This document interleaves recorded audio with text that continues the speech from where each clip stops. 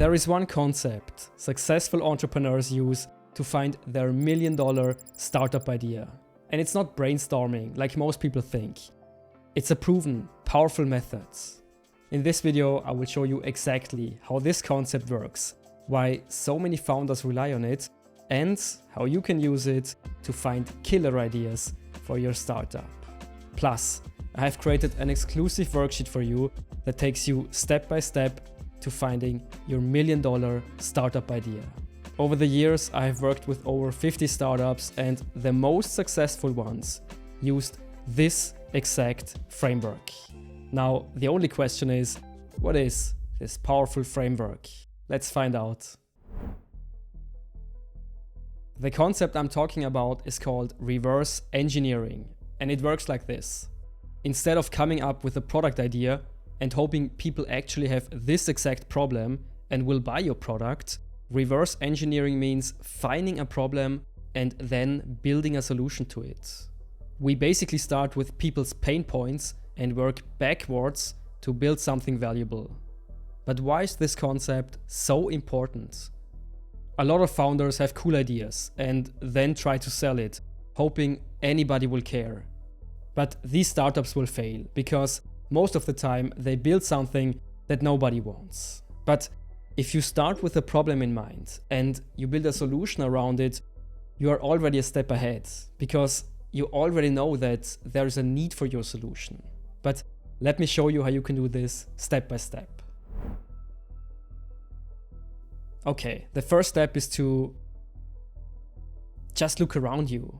Like, you need to find problems worth solving. Look around you and find out what frustrates people around you, what frustrates you in your daily life. This could be something in your everyday life, at work, or even a frustration you've noticed in your hobbies. Notice what people complain about or things they wish were easier. So every time someone says, "Man, I wish there was," or "Why isn't there?" you need to listen carefully. Write those complaints down so you don't forget them. Here is the secret. Not all problems are created equal.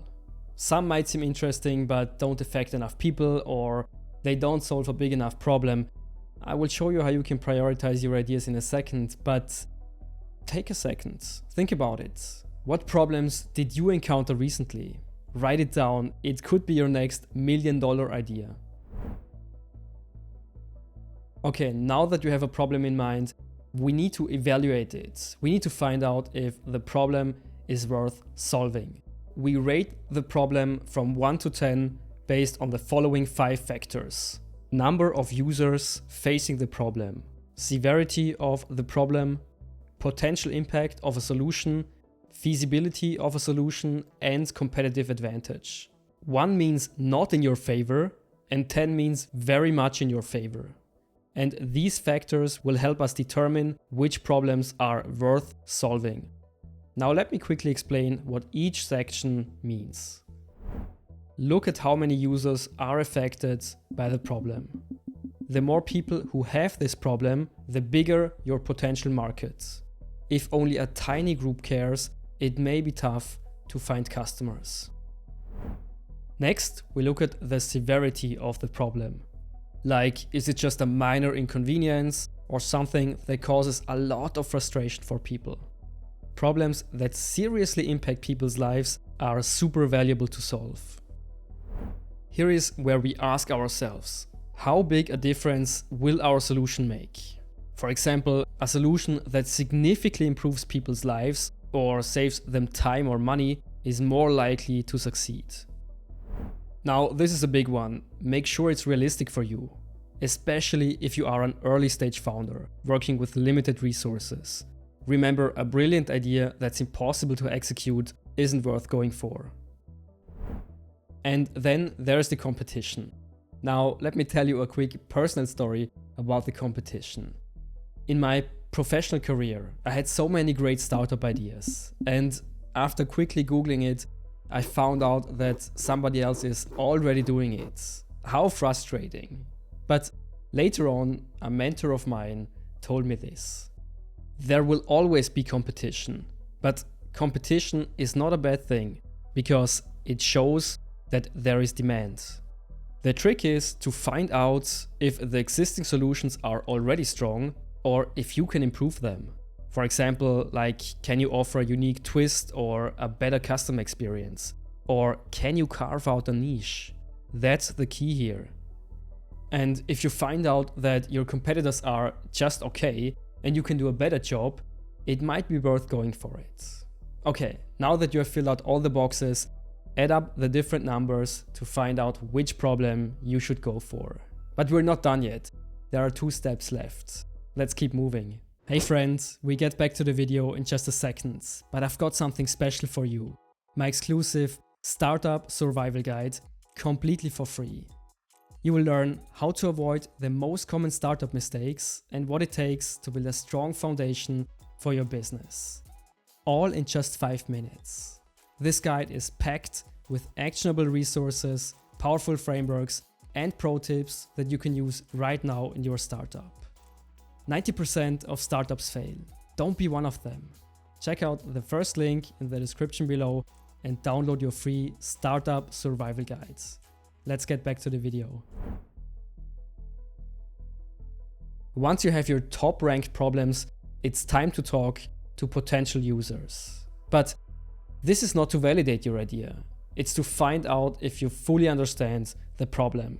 So talk to potential users about what really frustrates them with the problem. Ask questions, listen to their feedback, and make sure you truly understand the problem. The more feedback you get, the better your ideas can be. And now it's finally time to brainstorm possible ideas for the highest ranked problem. And you can be completely free here. But keep in mind the factors I showed you earlier. For example, is the solution feasible, or can you beat the competition? And once you have a list of potential solutions, it's time to validate them. Remember, finding an idea is not validating an idea. So we need to validate our idea to be 100% sure if there is even demand for our solution. Otherwise, we might build something that no one wants. So we go to our potential customers, talk to them about our potential solution and whether it would be valuable to them. This is the best insurance against a startup nightmare. Reverse engineering is the first step in building a successful startup. We don't start with a cool idea, we start with a problem worth solving. So we look for different problems to solve, prioritize them, and brainstorm possible ideas. Okay, now you know how to find great ideas, but none of that matters if you don't know how to get new customers. So check out this video where I will show you 5 low-cost lead generation strategies that I wish I used earlier and that you can use right now in your startup. Also, make sure to subscribe to the channel for more pro tips and more powerful frameworks on how to build a successful startup. I'll see you in the next episode real soon. Bye bye.